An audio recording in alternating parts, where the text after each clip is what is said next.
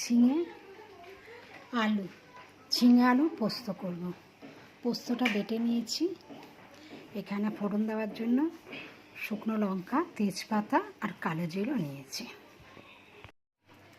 কড়াইতে তেল গরম করতে দিয়েছি, গরম হয়ে গেছে। তেজপাতা দিচ্ছি, শুকনো লঙ্কা ফোড়ন দিচ্ছি,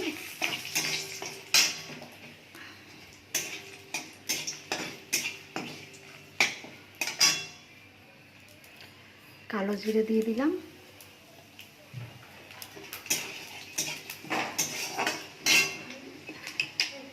কারি পাতা দিয়ে দিচ্ছি।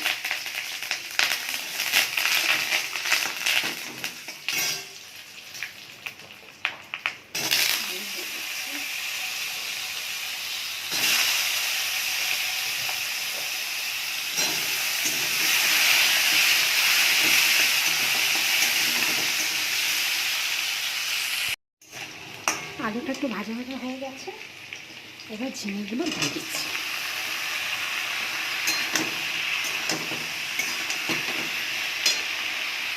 নুন হলুদ দিয়ে দিলাম।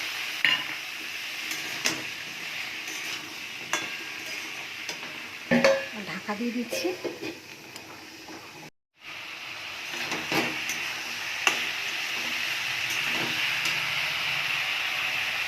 এবার পোস্ত, কাঁচা লঙ্কা একসঙ্গে বেটেছি, এটা দিয়ে দিলাম।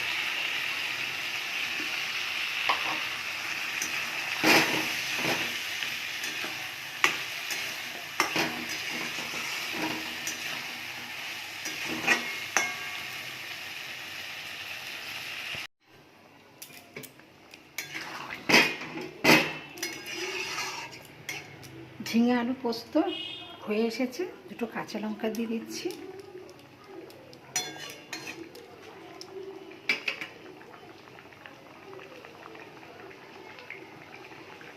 গ্যাসটা বন্ধ করে দিলাম।